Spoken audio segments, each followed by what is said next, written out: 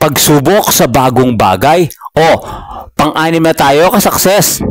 So, subukan ng mga bagong pagkakalibangan o aktibidad. Lumahok sa mga komunidad o grupo na may kinalaman sa iyong interes. Huwag matakot sa pagbabago at pagsusubok.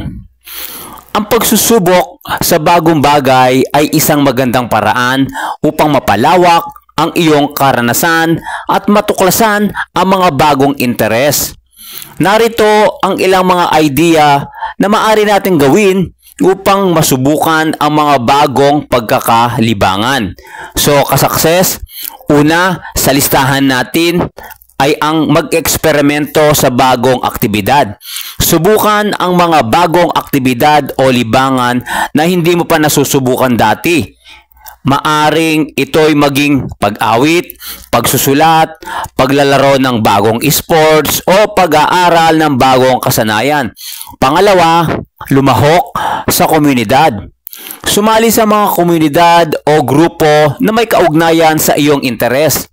Madalas, ang mga pagiging bahagi ng isang grupo ay nagbubukas ng mga oportunidad para sa bagong karanasan at bagong kaalaman.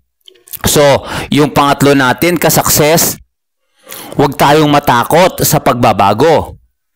Huwag tayong matakot sa pagbabago dahil ang paglisan sa iyong comfort zone at ang pag-accept sa mga bagong pagbabago ay maaaring magbigay daan sa atin upang makaranas ng bagong pagkakataon at makilala ng mga bagong tao.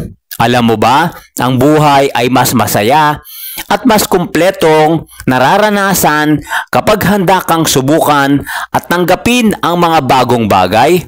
Ay nagbibigay daan sa paglago at pag-unlad at pagsusubok ay nagbubukas ng pintuan sa mas maraming posibilidad sa iyong buhay.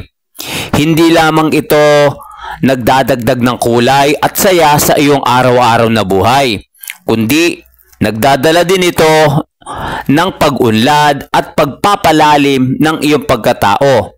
So, maraming salamat ka-success sa panonood. Sana nagka-idea ka at see you sa pang-pito na video natin. Abangan mo din yon para wala kang mamiss, which is yung pangangalaga sa kalusugan. Abangan mo din yon. Bye-bye. Thank you and God bless.